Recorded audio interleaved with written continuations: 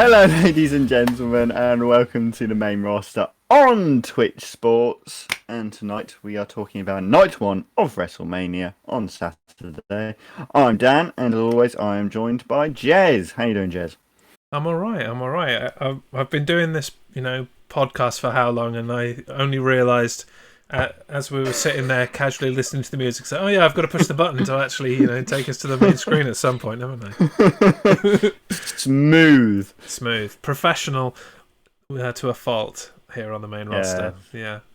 So if you wonder why we were, laughing so much when we came on, it's because I was like, oh yeah, button. Yeah. Push the button. Got that bit. But yes, indeed, we are here to talk about WrestleMania. It's Monday night.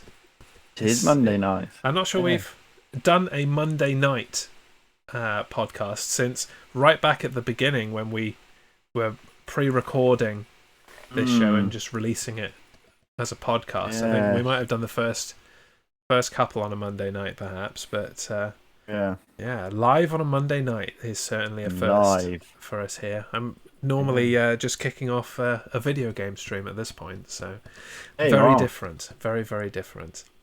Yes, but we should get used to this time because for those that were not here last week and didn't realise, we have moved our main show, our Tuesday show, to 8:30 every Tuesday night from 3:00. So this is the time of day that you can expect to see us on the main roster going forwards. Yeah, and it certainly means that Dan is going to be shrouded in more darkness rather than the sunlight. I mean, I suppose as we get later in the year, it'll be lighter, a bit later, but it should be. But we shall see. And as always, we digress away from our actual point. Yes, as usual. Seems to be the way with us. Which is WrestleMania. But before we could get to WrestleMania, it was so jam-packed full of action that they had to put some of the matches Friday night on Smackdown, which they dubbed WrestleMania Smackdown. Yes. And which I'm not sure how I feel about that, to be honest. No. Because these matches could have been on the pre-shows. I was like, oh, okay, they're just not going to do a pre-show. Yeah. That's what that means. They're not going to do pre-shows because it's 2 nights. So they're getting the kind of pre-show matches out on SmackDown. Fine, that makes sense. But then as I was sat here on Saturday night and it turns to midnight, it was like, come and watch the pre-show. I'm like, oh, all right then. I guess Even though there wasn't a match on it. There wasn't a match on it, and I assume there wasn't one on night 2 either, but I didn't bother with it. That's all right then. I did. I went to bed during the pre-show of night 1, and then scrolled through it the next day when I was getting to watch WrestleMania. I was like, nope, no matches there. Cool, let's move on. So, but there was no reason that these matches could not have been on the pre-shows. One on Saturday, one on Sunday. Yeah. Well, there you go. The decisions they make, and who knows why they make them, but they did. WWE. And so we had our first WrestleMania match on SmackDown, which was for the SmackDown Tag Team Championships, and the match got started prematurely after the champions Dolph Ziggler and Robert Roode jumped the Street Profits as they were being interviewed backstage. This brawl spilled out into the Thunderdome, and the other teams got involved as the show went to commercial. When they returned, the Fatal 4-Way Tag Team match was officially underway, except it wasn't actually a Fatal 4-Way Tag Team match, as is often the case. It was a 4-corner tag team match, because only 2 people were ever in the ring at the same time. Good job, WWE. The tagging anybody dynamic came into play in the conclusion of the match, after the Street Profits put down Chad Gable with a double team. Robert Roode tagged Montez Ford, and while Ziggler superkicked Ford away, Roode pinned Gable to steal the victory and retain the tag team championships. Yes. Woo. I'm going to say it, and I don't think I've said it in a while. Right. It was a match that happened, for sure. You haven't said that in ages, but it definitely was in The a match long that time. happened. Let's move on.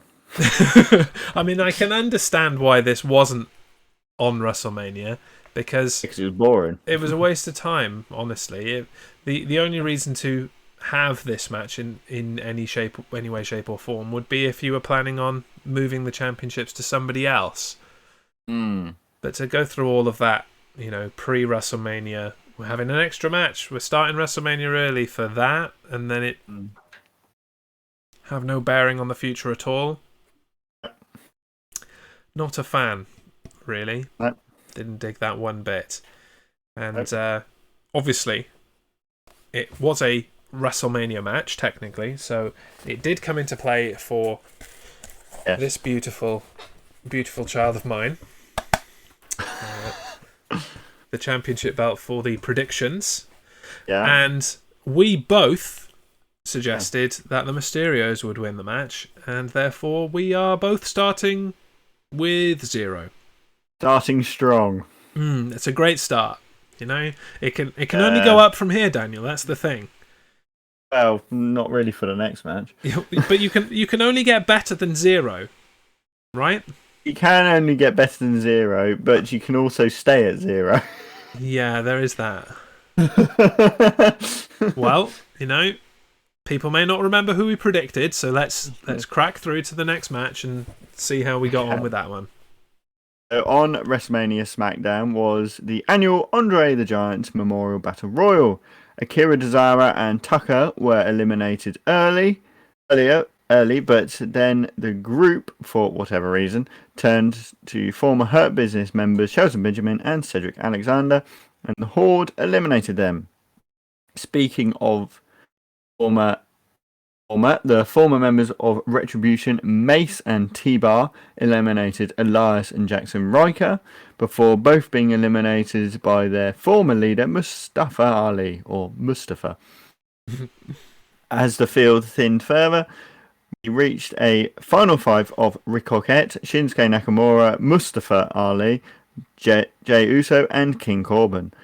At risk of being eliminated himself, Ricochet removed Ali before being super kicked out by Uso. Corbin was eliminated by the knee of Shinsuke, leaving him and Uso left in the match. Nakamura hit Kinshasa and went to throw Uso over the top rope.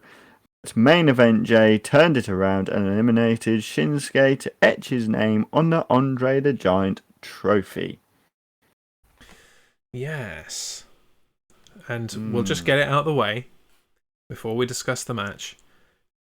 You suggested Tucker would win, which, to be honest, I did think was a very outside chance to begin with, and I believe he was the first eliminated, if not first, then second.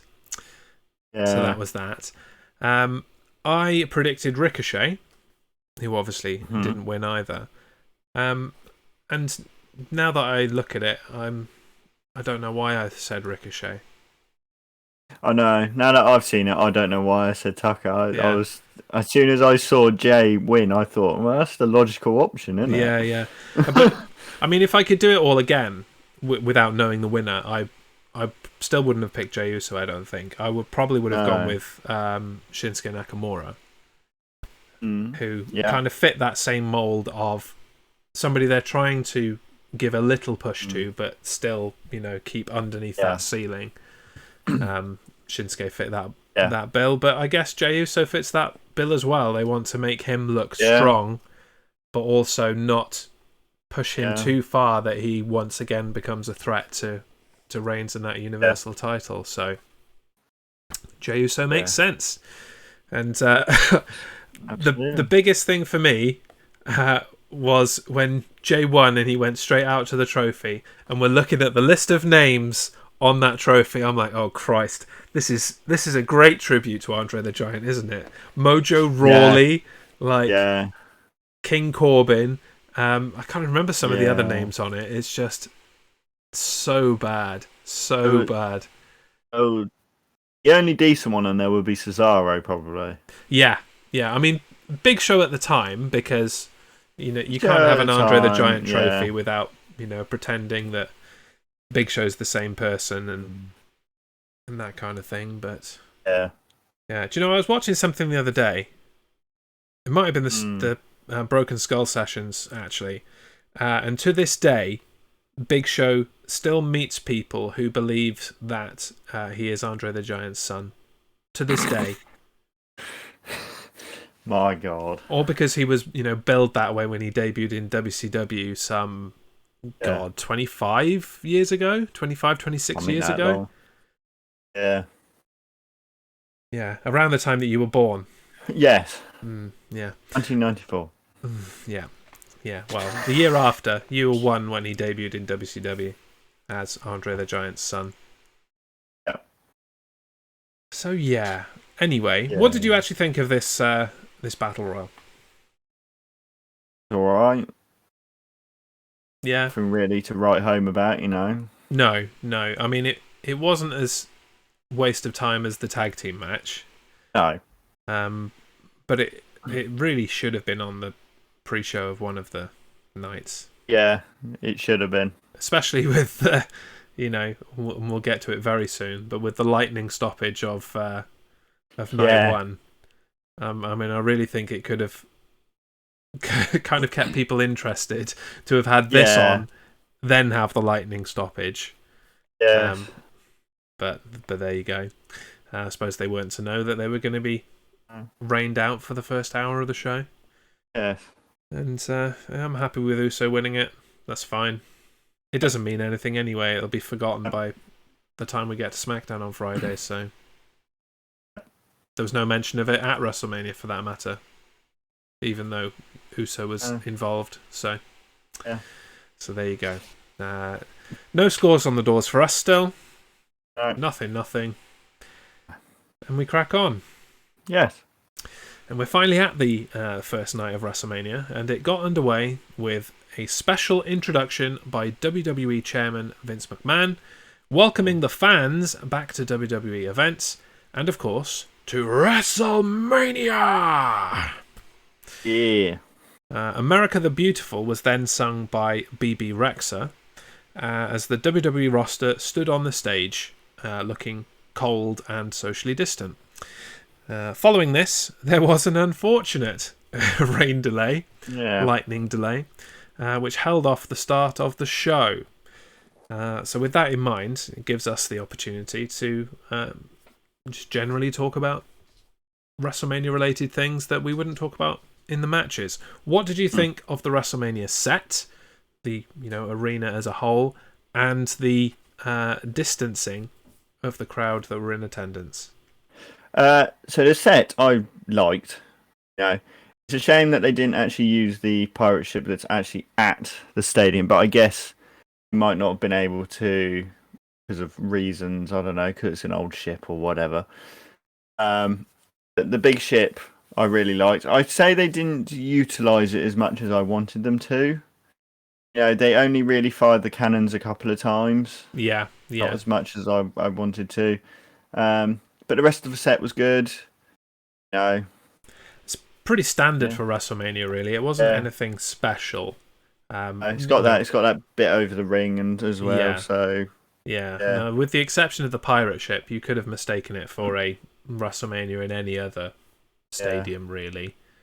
Yeah. I wasn't massively impressed with it. It was fine, but I just figured after a year of not being in front of people that they would have pushed the boat out a little more.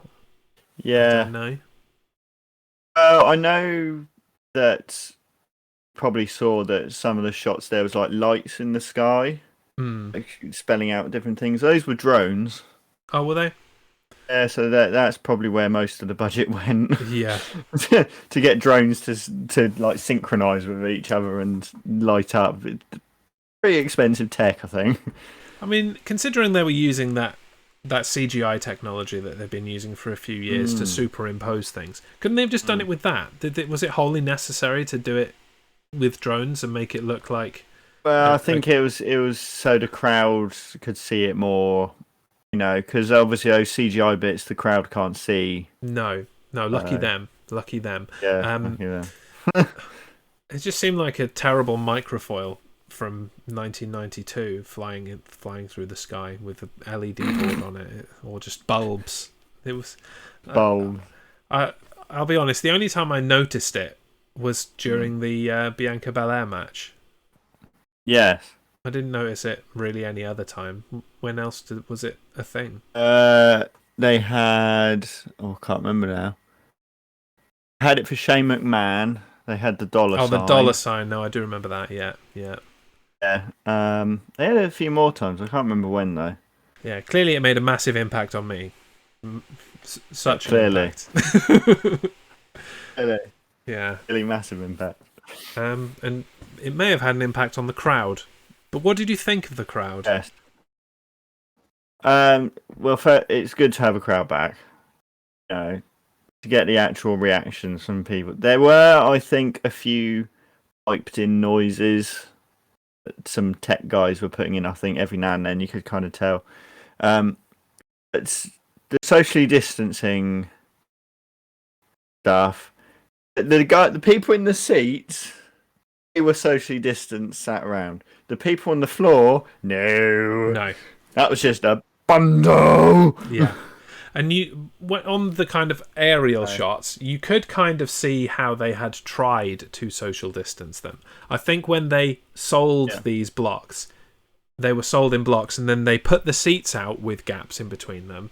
But the people that then turned up, I think, just went like, what's with this gap? Like, I'm not going to sit here, I'm going to move over a bit. And they just literally moved their seat, and they kind of ended up bundled together. Sorry, hit my mic. They just ended up bundled together. Yeah. And it was a total waste of time thinking anything was socially distant. The enforcement of masks went really well.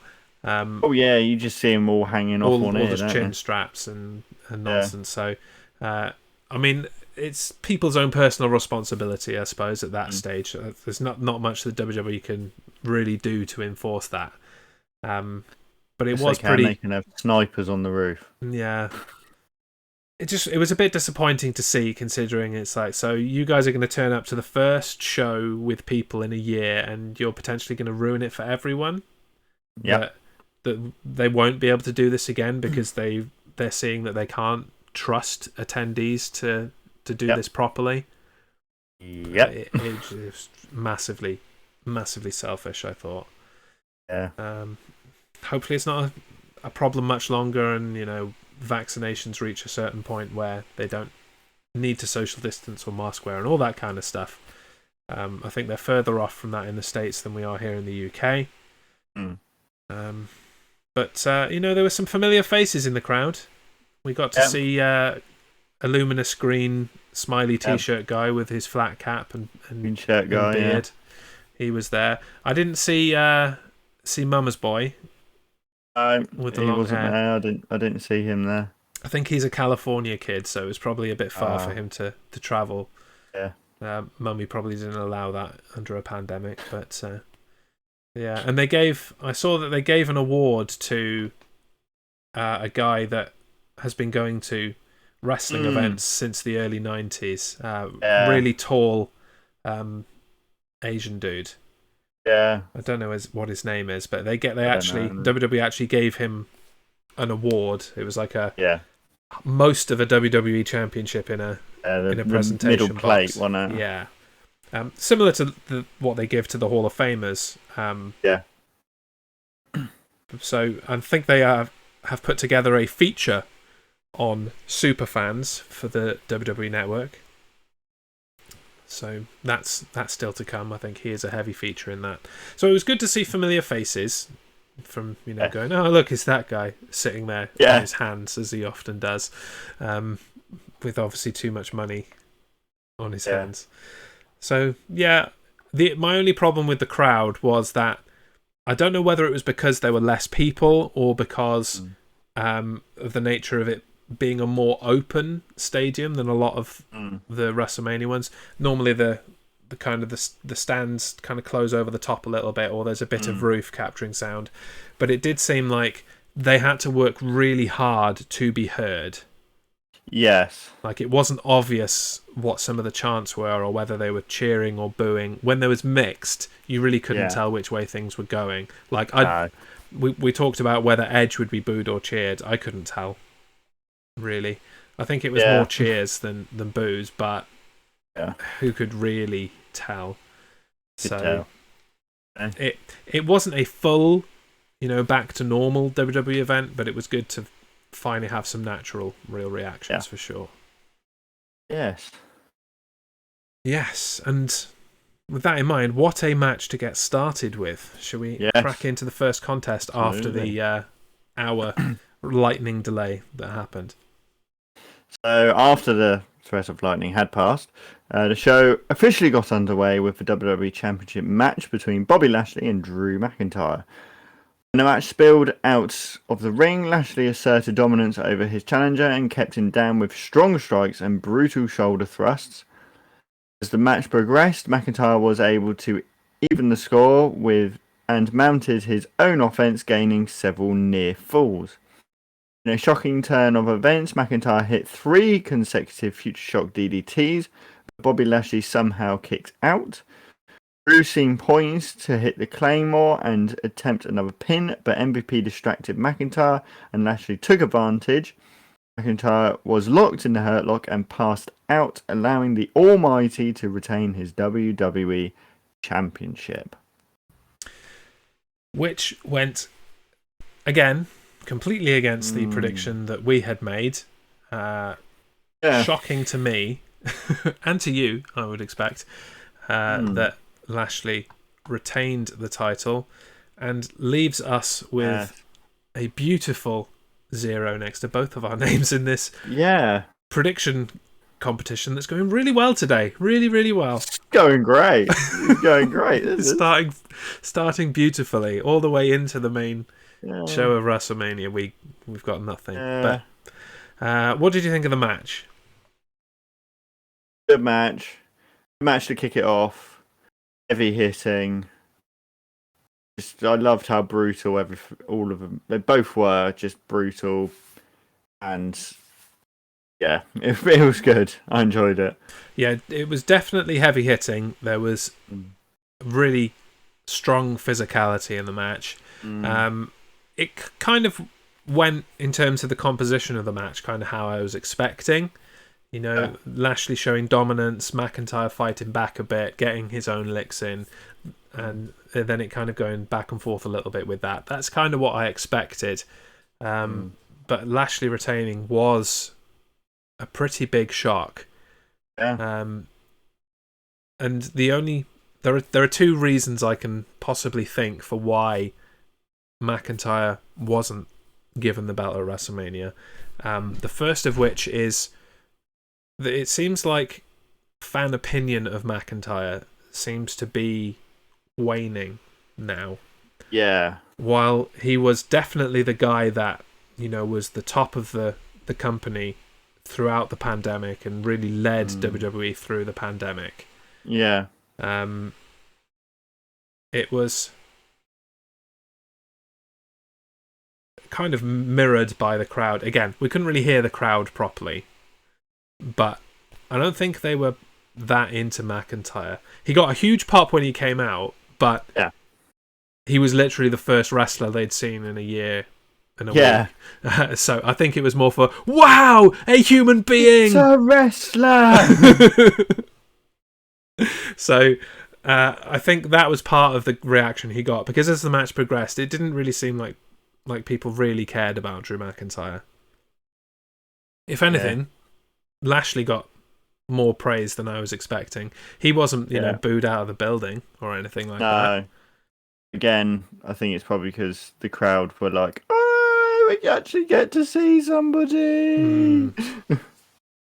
So that's one reason. Maybe WWE see the writing on the wall in terms of his babyface run, and we're not going to put the belt on him. We'll wait until he turns heel down the road, and we'll give him another run then, and he can lap up the boos instead of lapping up the cheers that we were hoping he would get.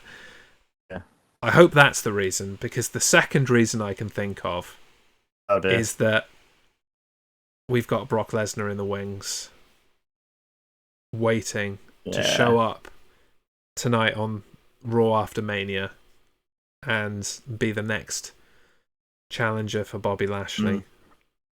Yeah. And I hope it isn't that. I don't want to see Brock Lesnar. As much as I would be kind of interested in Lesnar versus Lashley, I don't want that to be the reason that McIntyre didn't win at WrestleMania. Yeah, no, I don't want that either. No. Yeah. Welcome to everyone that popped in during that conversation tirade. Rooster Beast, the blacked out Hurt Business logo on his pants looked like it said Hort Business. Maybe it did say Hort Business. I mean, the Hurt Business is pretty much dead now. He's killed that off. So maybe this is the new stable, the Hort Business. Hort Business. Ladies and gentlemen, it's the Hort Business. I can guarantee you it wasn't the first wrestler, he also says. First WWE wrestler, maybe. The Indies have been running shows all year. And okay, that's true. And AEW down the road have also been running shows with a crowd since, September, October? So, okay, fine. But how can I put this without being harsh? Say it harsh. It's not the big leagues, is it? No.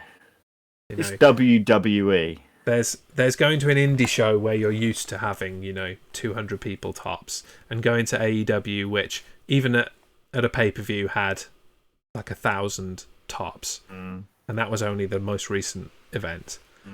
There were at least, even with low estimates, trying to downplay what WWE was saying, there were at least 20,000 people at this, and so to hear the booming drums of McIntyre's theme and just be in that kind of environment for the first WWE wrestler entrance in over a year, you cheer for that. It doesn't matter who comes out. They could have brought out Hornswoggle. He would have got that pop. And I only say that because it didn't sustain. If they'd have cheered McIntyre consistently throughout, then I'd be like, no, cool, they like McIntyre. But I think that a lot of that shine was the first person they'd seen in person for WWE in a very long time. So, yes. Absolutely. A lot of my friends got free Hurt Business shirts because they showed up wearing GCW gear and they didn't want it seen on camera. That is beautiful. That is beautiful. I have heard that they used to just say, "You're not coming in," to people who turned up in rival merch. So I think, giving out shirts that probably aren't going to sell now. Nobody's buying a Hurt Business shirt now that they've broken up. No, I think the only reason you buy a Hurt Business shirt is because it's very gold and shiny. Yeah, or it's been reduced because the stable is, on the outs. I think they are reduced at the moment. Yeah, I expect they are. Yeah, there's no reason for it.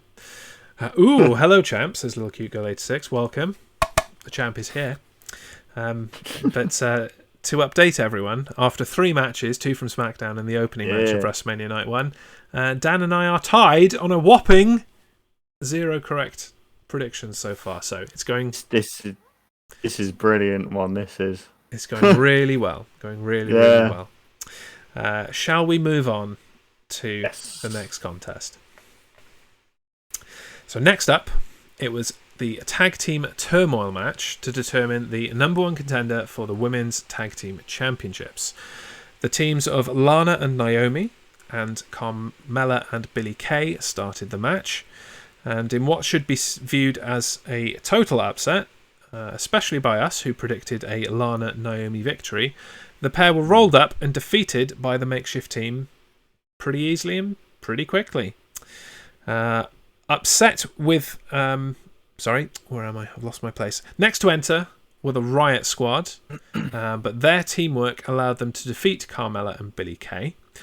Upset with their elimination, Carmella superkicked Liv Morgan as the next entrants, Mandy Rose and Dana Brooke, entered. Despite a fairly dominant showing by Brooke and Rose, Liv Morgan countered a roll-up following a Brooke senton bomb into a roll-up of her own and eliminated them. With the Riot Squad reeling, Tamina and Natalya were the final entry and truly asserted dominance over their opponents. They picked up the win fairly easily and earned a title shot at Night 2 with a big Superfly splash from Tamina. Yeah.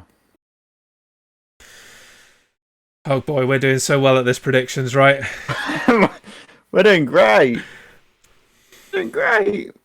Great. It's fine. I mean, it didn't help that, we predicted the same pretty much throughout this so far. And Lana and Naomi were the sensible choice to win, but didn't. So, maintaining that 0.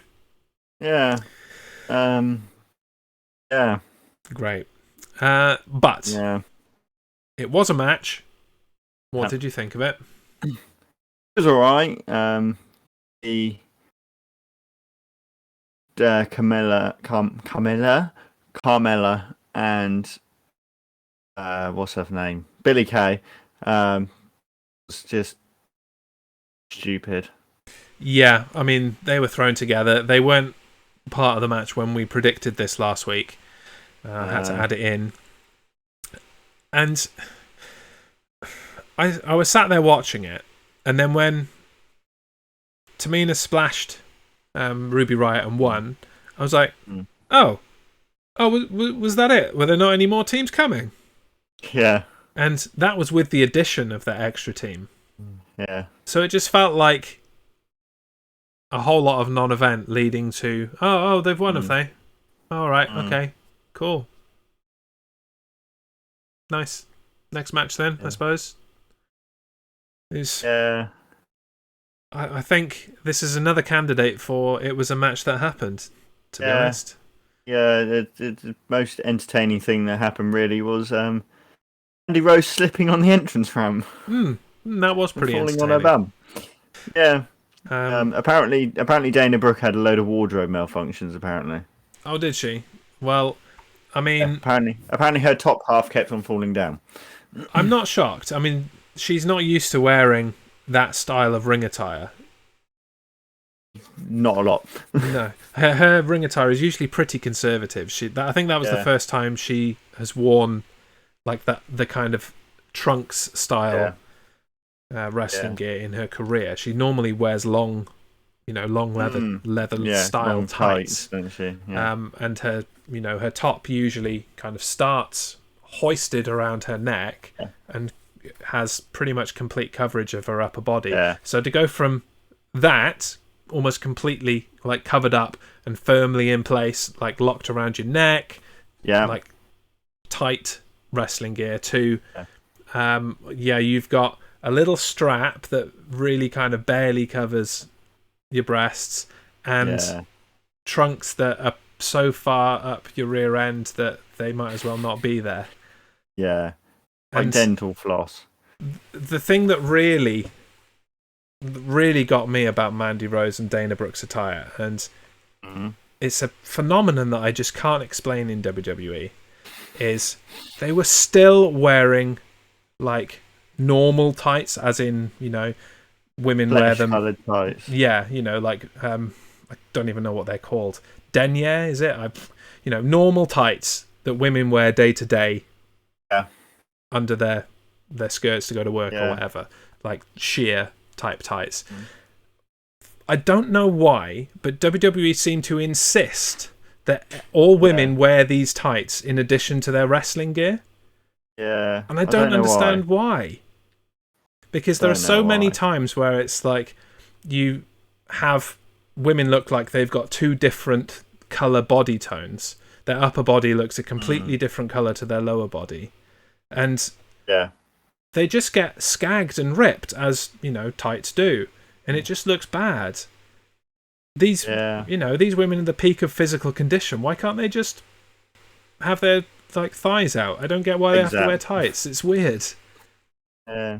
And it really didn't go with Dana Brooke and Mandy Rose's attire, because their trunks, for lack of a better term, the kind of top end of the strap was right up at the top of their hips.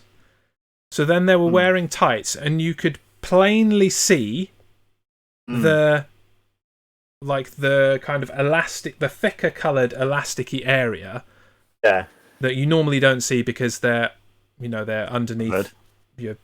your trunks or your trousers or Yeah. your shorts or whatever. You don't see that kind of thing that actually holds it up around your waist. But it was plain as day on the side of their trunks because the actual top of their underwear part was way above it, and it just didn't look good, especially for the biggest show of the year. Yeah. Poor Dana Brooke just looks like she was forced to wear something totally not within her character at all. Yeah. Tell you whose ring gear did look good. It was Ruby Riott and Liv Morgan's. Yeah. Who were Harley Quinn and the Joker. Yes. Yeah. So that looked pretty good actually. So. And there's a long-standing tradition of superhero characters being like the basis of attire for WrestleMania. So that was good. And I just felt sorry. I felt sorry for Dana Brooke, and considering I don't like Dana Brooke at all, that's saying something. It just seemed like this was an idea that somebody else conceived, and it's like, and you're going to wear this at WrestleMania, and she was probably like, oh, okay, I don't really want to lose this tiny little push that I've been getting, so I guess I'll wear that. Yeah. And if she had wardrobe malfunction, I didn't notice any, but people put it on Facebook saying, "Oh, I'm sure they did." Yeah, people are disgusting. I'm sure they did. Yeah. So no, poor girl. Not what she's there for. Mind. What a shame. Okay, well, on that note, we'll before we crack into the rest of the show, which did pick up, they got this match out of the way, and then it did pick up, and we're going to get into the rest of night one when we return from our brief commercial break. We'll be back in 2 minutes. Stay with us.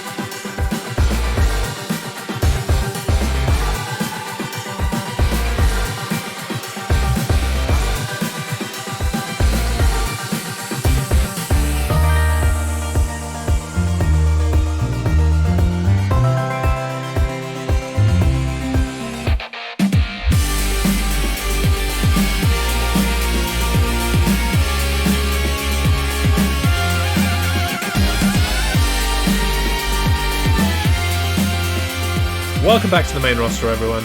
We're thoroughly into night one of WrestleMania now and ready to crack on with what could or should have been the match of the night. Was it the match of the night? Take it away and let us know. Daniel Sam.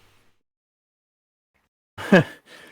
With an entrance of fireworks and sticks of fire that kind of didn't work, Seth Rollins made his way to the ring next to face Cesaro. Cesaro got the match started at the bell with a fast and sudden European uppercut, but Rollins quickly retaliated and turned the match into a very even back and forth affair. Cesaro went at several points for the big swing, but the arm of Cesaro, weakened by Rollins, prevented him from keeping it on for too long. When Cesaro hits the neutralizer, he seemed set to win, but Rollins kicked out. Rollins achieved a near fall of his own after a pedigree. Cesaro seemed out of it, but he was playing possum and quickly puts the Messiah in an aeroplane spin, followed by another massive swing before pinning Rollins to pick up the biggest win of his WWE career. Yes, indeed. And Yeah. it wasn't the technical wrestling clinic that I kind of wanted and expected, but it was a good match. It was a good match. It's a good match. Yeah. It was a very good showing for Cesaro. I think he really kind of cemented what everybody already knew about him in WWE, that he can have a quality match with absolutely anyone on the card. And if it's against somebody who can actually go like Seth Rollins, then it's that much better.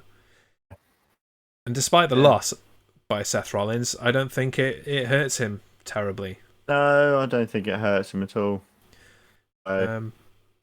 Was this the first time that Rollins lost at WrestleMania? I think it might have been. I think it is. I want to say yes, but yeah, I can't. Well, did he beat Owens last year? No, he didn't. Owens won last year, didn't he? Hey? Can't remember now. I don't know. We're gonna have to look that up. But Rollins isn't known for losing at WrestleMania, I guess is my point. And so picking up a loss against Cesaro and really kind of pushing him up that little bit, it doesn't hurt him. And I think Rollins will go on to do other things with other people, and as if nothing has happened, to be honest. But it will really propel Cesaro up towards that title shot that he's been owed for so long. Yeah. And go on. Did you notice Seth Rollins had new entrance music? I did. I couldn't really hear it properly. It seemed a bit like disjointed. It's a mix between his Burn It Down one and his Messiah.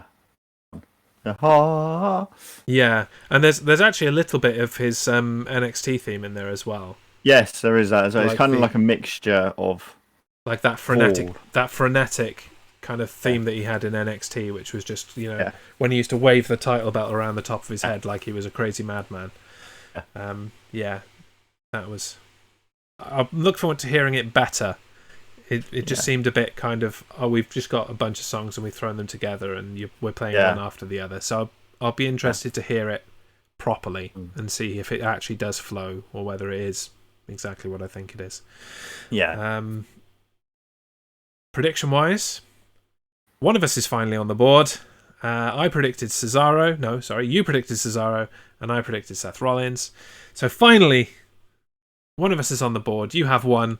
And I'm staying on 0, but you know what? I'm okay with that. As long as one of us actually gets on the board, then it's all good. So 1-0 to you. Yeah. As we progress through. Future Wolfington's joined us. Welcome. I'm not a wrestling guy, but I do have a new favourite wrestler, Maki Ito. I don't know much about Maki Ito. Hasn't she just debuted with AEW or Impact Wrestling or one of those other companies? She looks, from what I've seen, like a crazy person, and I'm down with that. She just seems mad. Yeah, I think AEW as well, but I haven't been watching AEW. I may go back to AEW when they start to tour again, but haven't been watching AEW. But I've heard good things about Maki, so keep an eye on her as time goes on. Her shtick is a fired pop idol. Yeah, like a Japanese idol, obviously being that she is Japanese. Yeah. Kind of fired from a kind of baby metal style idol band, I think, is the kind of gimmick that kind of rocker but Japanese idol. And yeah. Cool. Hopefully she sticks around long enough for me to pay attention to her at some point, but she does sound fun. She sounds fun. Now then, moving on to our next contest, and introduced by Big E, the New Day made their way to the ring next to defend their Raw Tag Team Championships against AJ Styles and Omos. Omos was set to begin the match against Kofi Kingston, but the New Day were able to bait Styles into the ring. A long drawn-out double team of Styles came, but then Styles eventually tagged in Omos. Both members of the New Day tried to keep the double team on the big man, but obviously were not as successful as they had been with AJ Styles. Mercifully, Omos two-handed powerbombed Kingston and pinned him with one foot to win the Raw Tag Team Championships for Styles and himself. Boom. Pretty much single-handedly, let's be honest. Yes. And that's the story they played after the match when they were talking about it, was that Omos did this on his own. And fair enough? Pretty much did. He pretty much did, yeah. How do you feel about that fact? One giant guy in his debut beating the multi-time tag team champions. I kind of like it and I kind of don't. So it's kind of, that's why AJ Styles has got Omos. That's why he's there. That's why he's chosen him as his tag team partner. So I like it from that perspective. At the same time, I don't like it because of their multi-time tag team champions. Kofi Kingston is a world champion.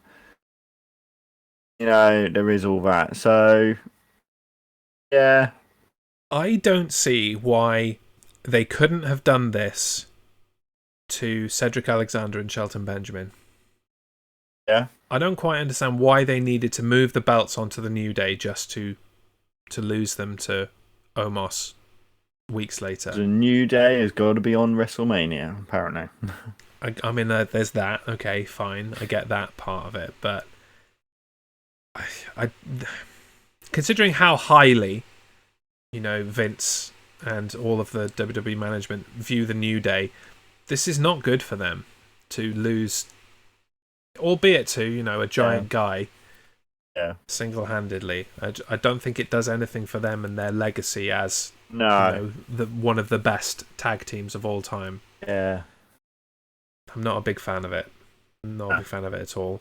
I'm fine with Omos doing all the work and carrying AJ Styles to a championship. I don't think that should have been against the New Day in their first match. If you want to do that to the New Day afterwards in a title defense or down the road, fine. You could have done it to Benjamin and Alexander. They wouldn't have had to break up the Hurt Business. You could have broken up the Hurt Business tonight on Raw after a bigger embarrassment of being beaten by one guy instead of, Yeah. And that could be the reason why they broke up. Yeah, it would have been a much better reason for why they broke up than... Would have made sense. It would have, yeah. So there you go. Not a big fan of the whole thing, but I'm glad that AJ Styles has now won the Grand Slam. He's got that tag team championship that he needed. And I'm glad to get on the board because we both predicted that Styles and Omos would win. So that bumps you up to 2, and it gives me a 1. 2. 1 is better than none. I had to get a start somewhere, and it's only up from here. Only up from here. Okay, I'm going to keep saying that, and hopefully it will, manifest. It will actually manifest, and I will go up rather than staying on 1. It worked for 0, right? Worked for 0. I kept praying on 0, and now I've got 1. That's 100% more points than I had previously. That's it. Glass half full. You can't argue with maths, Dan. You just can't. Can't argue with it. No, you can't. Anyway. Next up was Brains versus Braun in the steel cage match between Shane McMahon and Braun Strowman. Strowman made his way into the cage. He was ambushed by Elias and Jackson Riker with steel chairs. Big Man was thrown into the cage and a match began. Visibly limping, Strowman still managed to stay in the match while Shane took quick jabs at the midsection of Strowman while periodically attacking the damaged knee.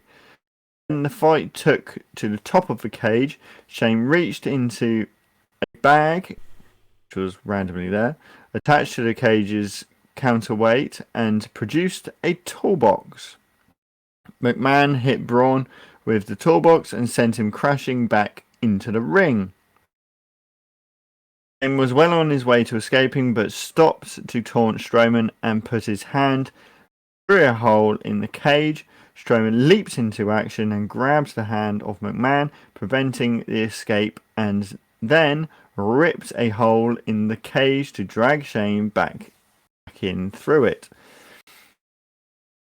Braun then took Shane to the top of the cage and threw him off of the top into the ring, perhaps unnecessarily.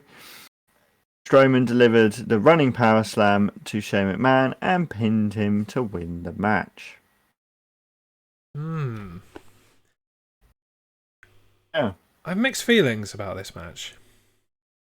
Mm. You know, I enjoyed the match, don't get me wrong. But as we discussed last week, I felt like the cage was limiting in the kind of crazy nonsense that they could have got up to.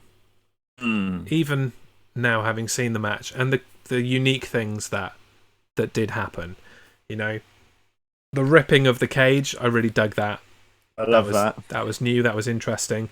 I did wonder how they were going to resolve the fact that Shane was pretty much outside of the cage, and how they were going to get Shane back in with just his arm inside the cage and the rest of him outside it and being, 6 feet from the floor. So that was a nice touch, ripping a hole in the cage to drag him back through. And although people have come off the top of the cage before, Shane got crazy air. I don't think anybody has got that high before. So that was unique. But they still couldn't leave the cage and do anything nuts. No, they couldn't, could they? No. Fortunately. Now, what did you enjoy in that match? You basically covered all the fun things. Braun Strowman ripping the cage. Thanks for coughing in my ear. It's alright, the stream didn't hear it. Braun Strowman. Oh, thanks. Braun Strowman ripping the cage, as you said, never seen that before. It just shows showing off how powerful Braun is. Obviously, it was probably rigged to do that. Shane getting that air. Shane finding that toolbox was a bit weird, you know. Yeah, I mean, I think in a bag. They probably could have played more on the idea that he's the boss's son and he had the opportunity to hide things wherever he wanted. Yeah. They didn't even have to be they put a toolbox there because that kind of makes sense. You need a toolbox to put the cage up and make sure it's all stable and safe and all that kind of thing. But he could have literally hidden anything inside that bag and be like, he's the boss's son. If he tells them to put a stuffed parrot in there to hit Braun Strowman with, then a stuffed parrot it is. Yeah. So they could have done a bit more with that. And if they didn't have to stay inside the cage, they could have done more up on the ramp. Nobody fought on the ramp of this show. And nobody went up there, did they? They didn't get anywhere near any of that kind of stuff. So we didn't get any of that crazy falls count anywhere kind of deal that you'd normally get with a Shane McMahon hardcore match like this. So it was a good match, but I felt like it could have done more. Could have been better. It could have been better. And it could have had 100% less Elias and Jackson Riker. That was unnecessary. That was unnecessary. Once again. So Elias and Jackson Riker are just unnecessary in general. They are a bit, yeah, especially nowadays. Jackson Riker especially, he's been unnecessary for a very long time. Since his NXT days, really. But would you look at that, Dan? I've got another point. Oh my God, so have I. Yeah. We both predicted a Braun Strowman victory. Yep. was slightly inevitable. So it's Jez 2, Dan 3, as we continue on here on night 1 of WrestleMania. Yes. We're getting there. Mayor, they could have given one of the many guys they have doing nothing a chance, but we got Shane in a pointless match again. I mean, I don't hate a Shane McMahon match. I like Shane being there. And without the Shane McMahon match, Braun Strowman wouldn't have been on the card at all. So I think considering he won the title at last year's WrestleMania, to not be on the card this year would have been a bit unfair. Yeah. He saved their main event last year Did. after Roman Reigns decided he wasn't going to come to Did, work. and it was a big save because I remember seeing the interview of like it was day of or something, and Braun Strowman said I was driving home, which was he said was a 21-hour drive. Got 20 hours into it, and he got the phone call saying we need you back here. Yep. Sending the jet out. So he said I just basically got home and went straight away out to the airfield. Yeah. Braun Strowman's a Wisconsin boy, so Midwest to Florida. That's not a quick trip. It's a long old trip. He really saved them from having to just cancel that main event. So I think he definitely deserved to be on the card, and Shane McMahon is fine. Yeah. Also, the whole bullying angle with Shane is running with is counterproductive to WWE's Be a Star campaign against bullying. It is, other than the fact that it was the feel good story for Braun Strowman. The bully didn't win in the end, so if you're being bullied, you too can throw your bully off a steel cage. That's the lesson that you can give to children, I think. Yeah, I should have told myself that when I was getting bullied at school. Yeah. I mean, when I was being bullied at school originally, I didn't know that steel cages were a thing, so I wish I knew that they were. Yeah, I wish I could just drag somebody up there and just throw them off. Yeah, 9-year-old me would have really dug throwing the bullies off the top of a steel cage, but alas, I wasn't a WWE fan yet. You live and learn. Next time, to the steel cage it will be. Yes. I'll teach my daughter that the steel cage is the answer to all of our bullying problems, Oh, God. Well, oh, God is a wonderful sentiment to take into the next contest, because the hopping good time continued at WrestleMania as the ring filled with bunnies for the live performed entrance of The Miz and John Morrison. After the thrilling, captivating, wonderful performance of Hey Hey Hop Hop by the pair, their opponents Damian Priest and Bad Bunny made their way to the ring, with the latter arriving on a truck or something, I don't know. Damian Priest started the match against The Miz, but the Dirt Sheet pair insisted that Bad Bunny come in and start the contest. Miz offered up his jaw, and so Bunny punched him without hesitation. Miz was caught by surprise by a few more punches before The Miz took control and grounded the Grammy winner. With Miz and Morrison adopting their tag team proficiency, tagging in and out, things started to look bad for Bad Bunny. But with Miz distracted by the crowd, Bunny was able to hit a tornado DDT and make the hot tag to Damian Priest. Just as Priest seemed poised for the win for his team with Hit the Lights, Miz countered into a skull-crushing finale, but Bad Bunny broke up the pin. Bunny then took Morrison out of the match, hitting a Canadian Destroyer outside the ring, before tagging in, hitting a huge crossbody on Miz, and getting the 1, 2, 3.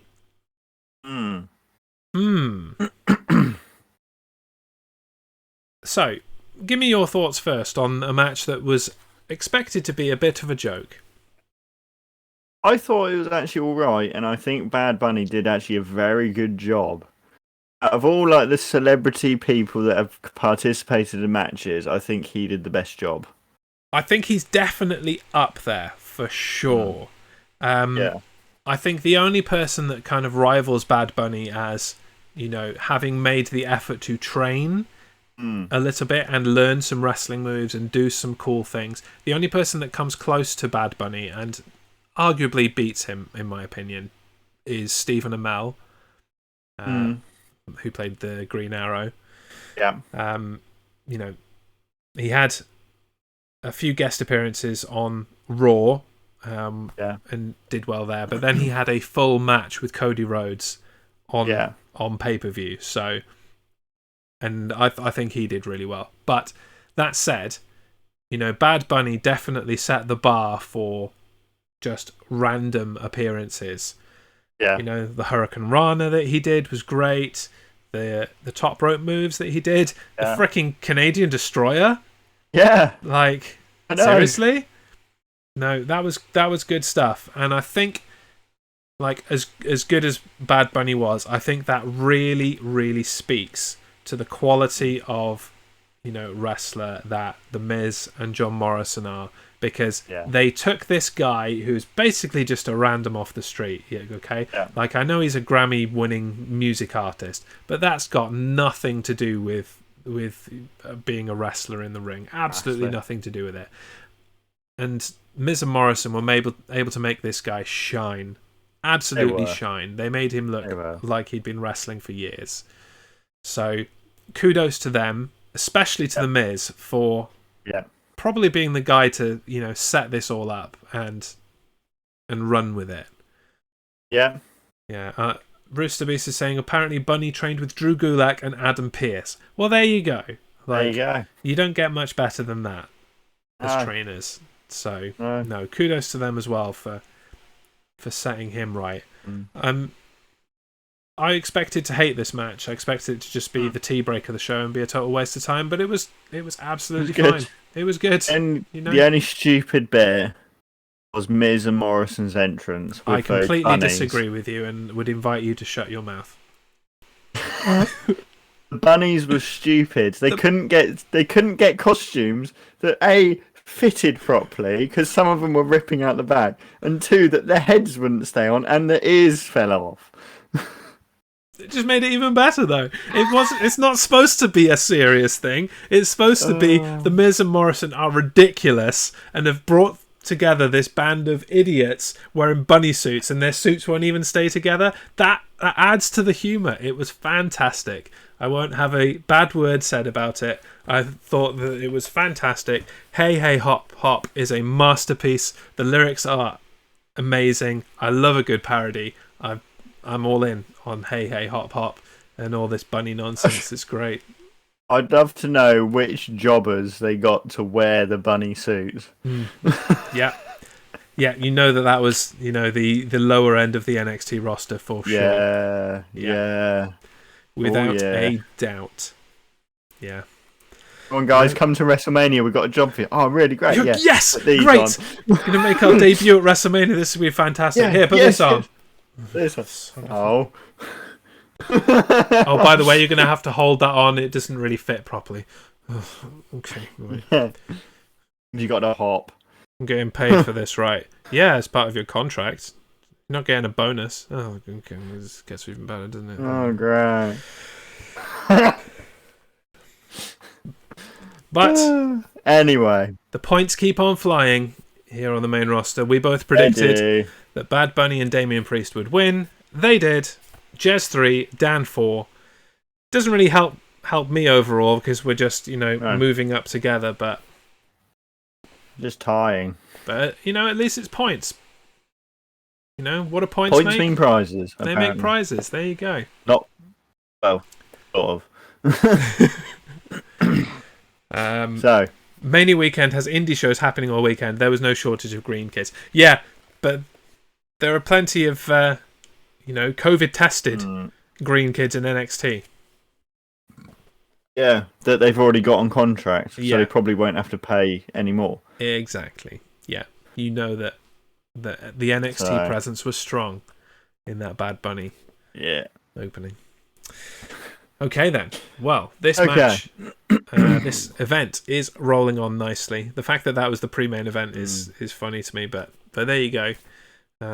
Onwards to the main event of night one. So the main event of WrestleMania night one saw the Royal Rumble winner Bianca Belair take on Sasha Banks for her SmackDown Women's Championship. Overcome with emotion for the moment, Belair began the match with tears in her eyes before taking her cocky style to the champion. Outpowering the boss and picking up near falls after Banks threw Belair out of the ring in an attempt to regroup. She launched through the ropes with a suicide dive, but her challenger rolled through the move, hoisted Banks high above her head, and walked the champion back to the ring in a gorilla press. The match then went back and forth heavily for the majority of the match, with neither woman able to gain victory.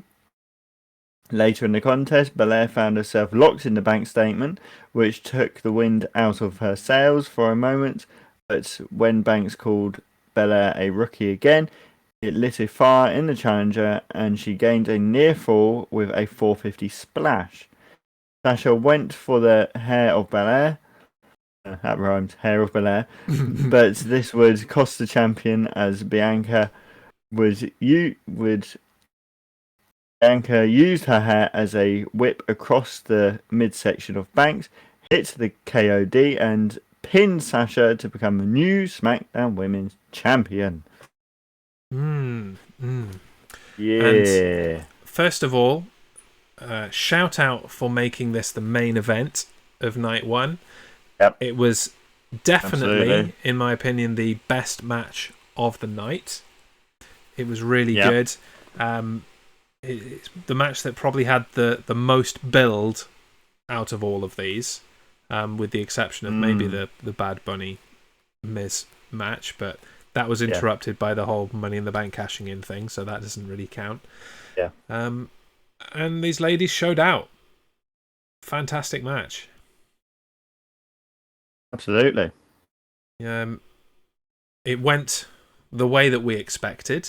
We both predicted a Bianca Belair victory, so we close night one with a score of Jez 4, Dan 5.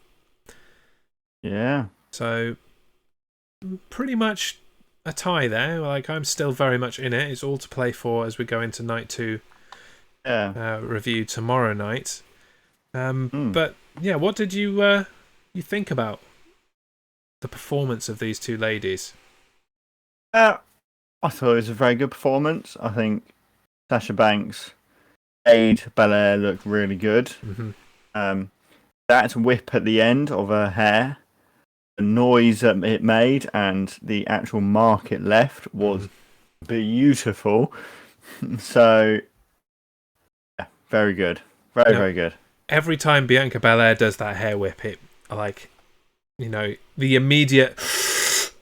Every time it's like that. You feel it, don't you? You feel it. And especially when it's like across the midsection like that. Normally she does it across the back, and you know, while a shot across the back hurts, like across the midsection has gotta take the wind out of you a little bit.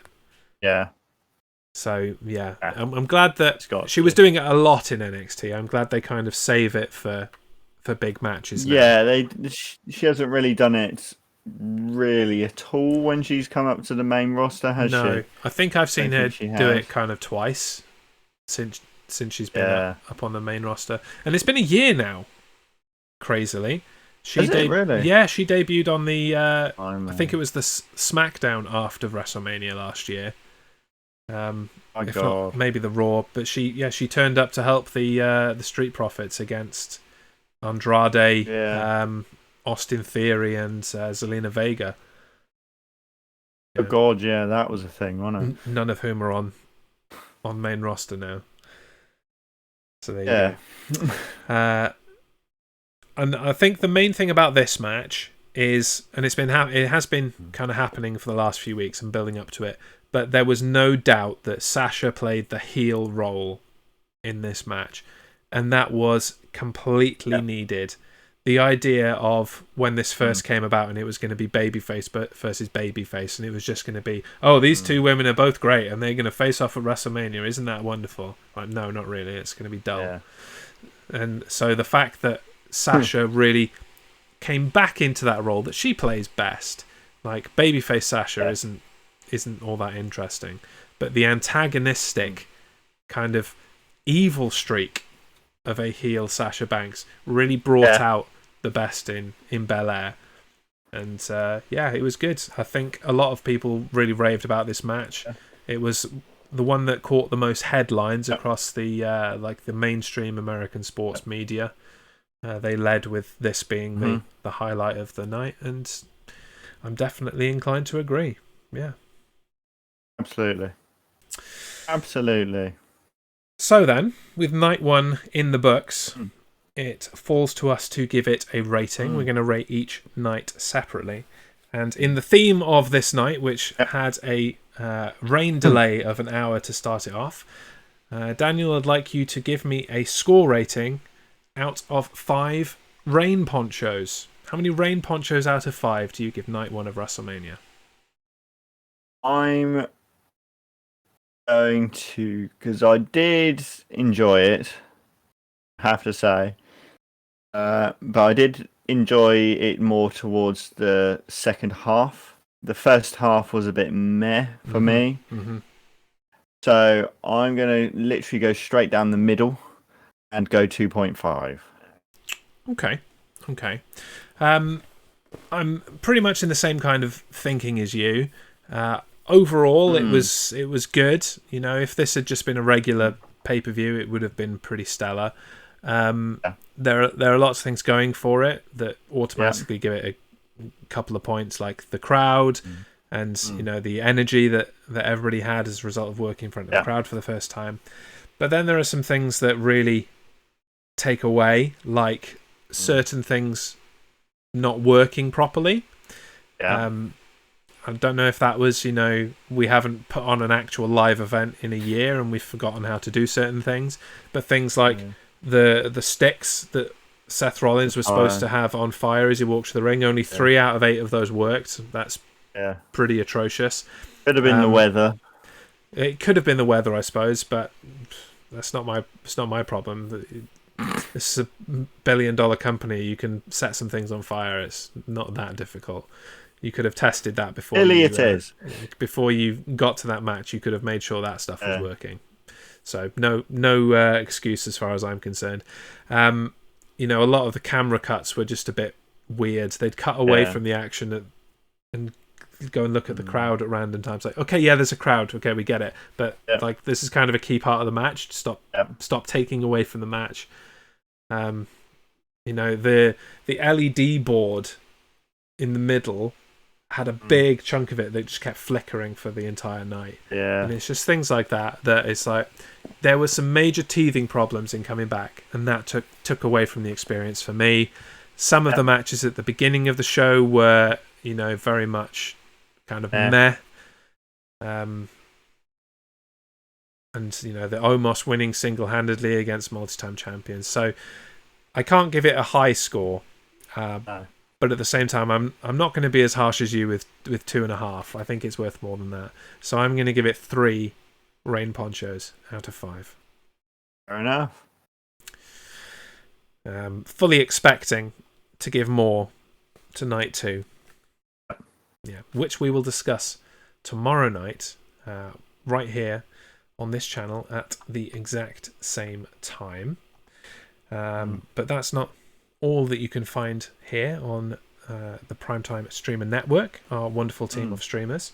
It's a fairly talky week, what with the main roster on twice and the usual always be chatting, talking on Tuesday nights.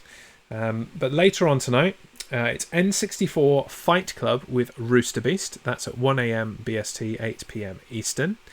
The day starts early tomorrow, especially early if you're in the States. Mama S is back with more Spiritfarer at 10:30 here in the UK. 5:30 a.m. if you are up that early in the Eastern United States. And then just before we come live at 8:30 tomorrow night for night 2, Always Be Chatting is on his Tuesday night kill stream, which is still lacking in killing. Really needs to address that name. He's playing Life is Strange. So there we go. It's time for us to depart until tomorrow night. I'm really looking forward to discussing tomorrow night with you, night 2 of WrestleMania. There are definitely some things that we've been looking forward to for a long time, and I'm looking forward to seeing how the prediction game goes, because I need to get a win. Otherwise, I'm going to be in trouble for holding on to my baby. I think so. Am I on 3-0 at the moment? Yeah, you're on 3-0. You're only asking that to say it out loud. Yes. Diabolical. It's all downhill from here for now, for me. Yeah, Roosage won. Plenty of space on that wall for another belt. I don't think he does, actually. Look at it. Right there. That's not on camera, though. No. Right, okay. You don't need another belt. Right there, then. I'll just hold on. I'll just hold on to it. I'll take one for the team, Dan, and I will hold on to it. It's absolutely fine. No worries. No worries. Just get the big eagle just to spite you. Stick around. We are raiding Easy Wyvern, who raided us for Don't Get Me Started on Friday night. He's doing some marbles on stream and a bit of Rocket League here and there. So drop in, give him your love. We'll see you tomorrow night. This has been the main roster. I've been Jazz. I've been Dan. And we'll see you soon. Bye-bye. Bye.